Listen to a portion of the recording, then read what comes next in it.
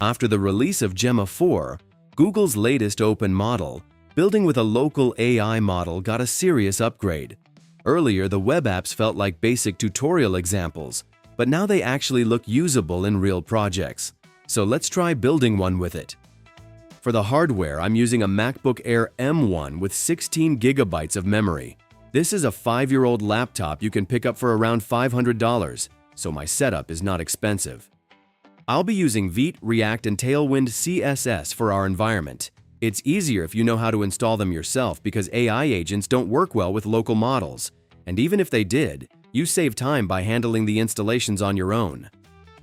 One tip about the installations: don't ask the local models how to do them because they'll give you outdated information. Local models have a cutoff date, and for example, the Tailwind setup is done differently today than before the Gemma 4 cutoff date. Once your web development environment is ready, it's time to set up your local model. Download Ollama and pick the models you want to use. I'll be testing with Qwen 2.5 Coder and Gemma 4. I'd gladly demo later versions of Qwen, but unfortunately they're too big to run with the 16 gigabytes of memory I have. Gemma 4 is a general-purpose model not just focused on coding, but it performs really well and shows that a general model can compete with coding-specific ones. After installing Ollama, there's an icon in the status bar that confirms it's running in the background. Next step is pulling the models. That part is already done here. To use the local models in Visual Studio Code, look under Other Models and then click Manage Models. Select Add Models and provide a group name and the Ollama endpoint URL. I leave those settings as default. And now Gemma 4 is ready to use. Now, if you gave a cloud model a simple prompt to create a web page, it would probably generate something decent right away. With local models, it helps a lot to create a plan first. They are still fairly slow, so wasting time because of bad planning is not ideal. So let's start in plan mode. I want to create a modern business landing page using Vite, React, and Tailwind, all in a single app.tsx file. Then I add a few UI design buzzwords just to guide the styling a little bit. Micro animations, hover effects, glass morphism, and a sticky header.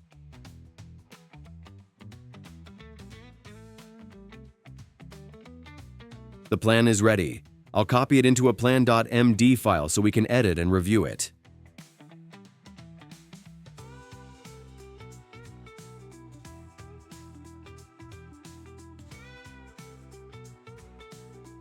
The plan looks pretty solid. It's always good to check that all the important sections are included. Nav bar, hero section, content sections, and so on. Looks like the footer is missing from this one, so that could be added, but I'll leave it as it is for now. In the decision section, I want to add a few more things. Use a dark background. Use the Lucid React package for icons. Use Framer Motion for animations. I think we're ready now. Switch from planning mode to agent mode and attach the plan.md file to the prompt. Go ahead with the plan. The page generation took 3 minutes and 57 seconds. It actually edited the file directly, which was a little unexpected. Agents sometimes work and sometimes don't. If they fail, they usually just output the code and you have to paste it into the file manually. This probably changes in the future, but currently agents are a bit unreliable. There are a few errors though. First, we need to install the packages we asked for in the plan, Framer Motion and Lucid React.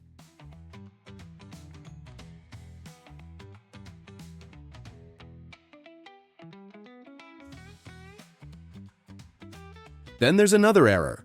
Binding element title implicitly has an any type. I'll just right-click the line with the error and choose Explain. The explanation took 1 minute and 3 seconds. This is a very common TypeScript error where the model can't infer variable types correctly. Then it gives us the code needed to fix the problem. You could ask the agent to fix it, but honestly, it's quicker to just copy and paste the fix manually.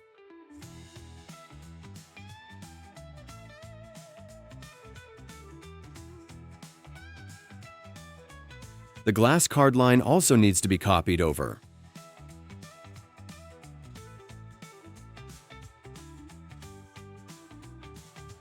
Now there are no more errors, so let's check the web page.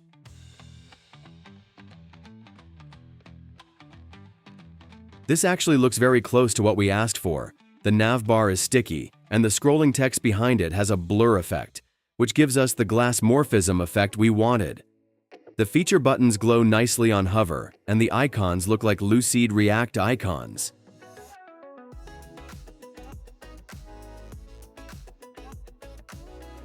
The features and pricing links also work correctly. This honestly looks like a page you could actually use, so with Gemma 4, it's definitely possible to build good-looking web pages. Now let's compare the pages created by both models. First, here's what happens if both models only get a very simple prompt. Create a modern business landing page. Gemma 4 gives something like this. It's decent, although not nearly as polished as the version created with proper planning and all the latest UI buzzwords. Qwen 2.5 gave me this. We are dedicated to providing top-notch solutions. Yeah, that's pretty rough. But let's give Qwen another chance and use the exact same plan we used with Gemma 4. Qwen needed 5 minutes and 30 seconds. I honestly expected it to be faster than Gemma 4. Proper speed comparisons would need more scientific testing, but either way, it still takes a while. Looks like the agent didn't work this time, so Qwen just outputs the code and we need to manually copy everything into the correct files. Qwen wants to make sure Tailwind is installed correctly.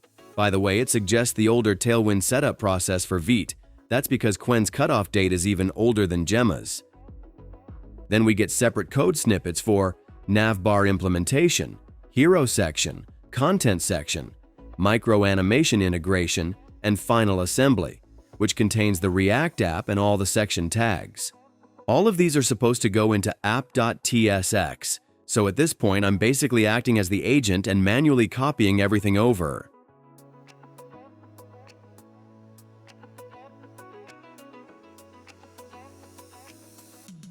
There are a bunch of errors in the code. The first one says, a module cannot have multiple default exports. So it looks like Qwen generated code that was originally meant to be split across multiple files, even though it told us to put everything into app.tsx. I'll just remove the extra exports. Some of these imports are unnecessary too, so I'll remove those as well.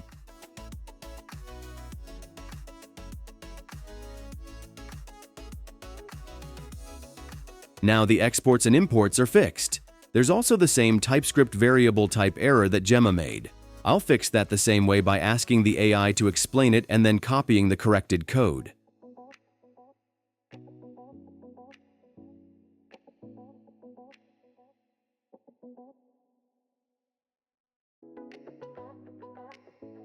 Lastly, Qwen asks us to install React Router, so let's do that.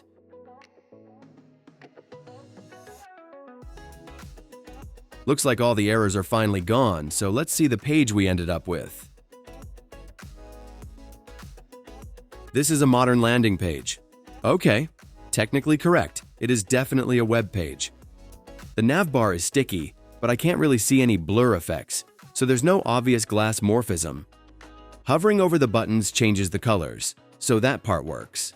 But there don't seem to be any framer motion animations or Lucid React icons. Gemma also managed to make the links work properly, which Qwen did not. So as you can see, Gemma 4 was able to create something genuinely useful, while Qwen really struggled with the same task. Now you probably want to publish the page created by Gemma, so let's deploy it with Netlify. I already restored the Gemma version of the code. Start by installing the Netlify command line interface. Run Netlify login. If not logged in, it opens a browser to authenticate. Then run Netlify init. Choose Create and configure a new project, and pick the team associated with the Netlify account. We will use a random name for this test site. The setup detects Vite automatically, asks for the build command, the publish directory, and whether to create a netlify.toml file. With GitHub connected, Netlify rebuilds the site on every push. Let's open calmstrudel.netlify.app, and there is the published page. Or more correctly, one version of the pages I made with Gemma 4. That wraps up this video, but in the next one, I'll go through some practical thoughts and tips for using local AI models for coding, so stay tuned.